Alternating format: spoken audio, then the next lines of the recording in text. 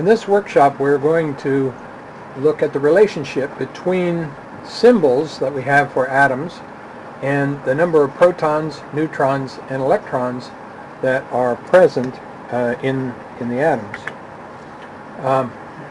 To start with, let me remind you that if you have an atom A, the symbolism includes the actual symbol, the letter A, plus a left subscript, which is the atomic number, which is representing the number of protons, P.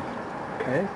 And a left superscript, A, which is the mass number, and the mass number is the sum of the number of protons plus neutrons. So we can use that information to decipher what these symbols at the top of the slide mean. So let's start with Q. Q has Z is equal to 5, which means there are, in one atom of Q, 5 protons. And if there are 5 protons, there must also be 5 electrons, so that the atom will be neutral. Now, we notice that the mass number, A, is equal to 11, and that is equal to the number of protons plus neutrons. And so we can say that 11 equals 5 plus n, and solving that, n is equal to 11 minus 5, or 6. So there are 6 neutrons in this particular atom. So the symbol tells us that Q has 5 protons, 5 electrons, and 6 neutrons.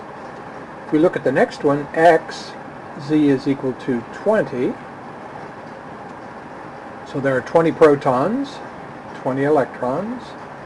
A is equal to 41, which is equal to the sum of 20 plus the number of neutrons. So the neutrons will be 41 minus 20, or 21 neutrons. Finally, Y has Z is equal to 53, which, of course, is 53 protons, 53 electrons, and it has A is equal to 131, which is equal to 53 plus the number of neutrons. And so N is equal to 131 minus 53. We'll have to do some math here. That's 8, 7, looks like 78. N is equal to 78 neutrons. Now the second part of the question says, what element symbols do Q, X, and Y represent? And of course we can consult the periodic table to look for the magnitude of Z. And we find when Z is equal to 5, we're talking about the boron atom. So Q represents B for boron.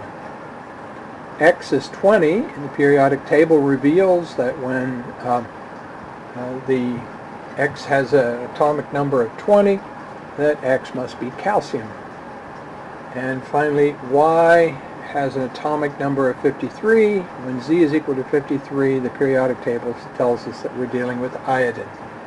So Q is boron, X is calcium, and Y is iodine.